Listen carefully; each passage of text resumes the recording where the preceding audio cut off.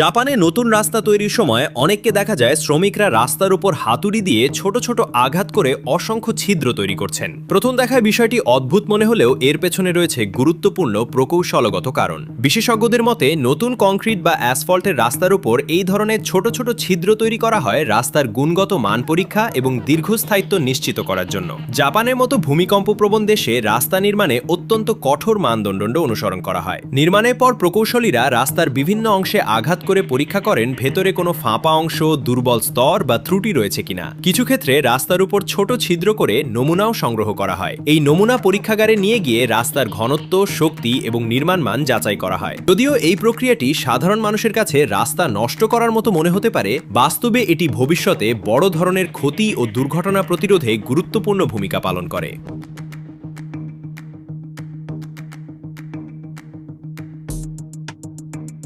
জাপানের এই সূক্ষ্মমান নিয়ন্ত্রণ ব্যবস্থার কারণেই দেশটির সড়ক অবকাঠামো বিশ্বের অন্যতম নির্ভরযোগ্য হিসেবে পরিচিত।